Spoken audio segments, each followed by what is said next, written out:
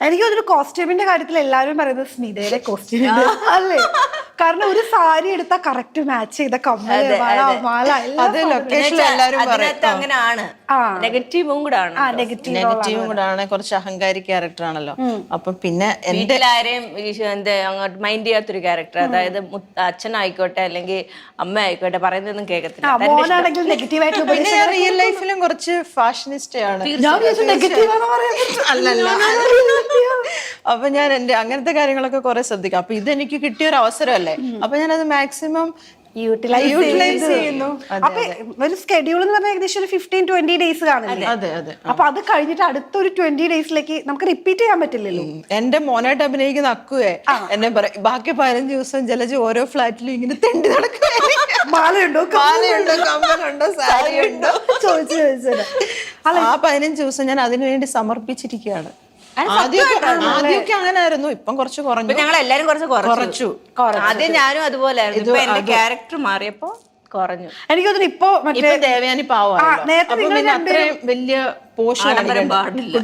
സീരിയലില് പാവമായിട്ട് അഭിനയിച്ച ചെലവ് കുറവാല്ലേ? കാരണം അത് ശരിയാ. ഇപ്പൊ ഇവള് മാലയൊന്നും ഇടത്തില്ല, കമ്മല് മാത്രമേ ഇടത്തില്ല. അതായത് ഇപ്പൊ മരുമോളുടെ കയ്യിൽ നിന്ന് വൃക്കയൊക്കെ സ്വീകരിച്ച് പാവം അമ്മയമ്മയായേക്ക് ദൈവത്തിന്റെ വഴിയിലൂടെ നടക്കും.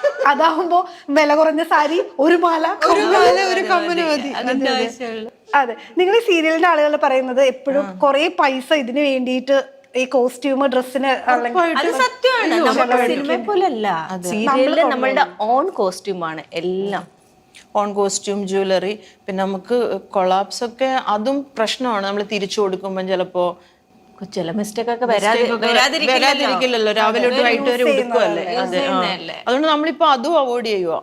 പിന്നെ മാക്സിമം നമ്മൾ ശ്രദ്ധിക്കും.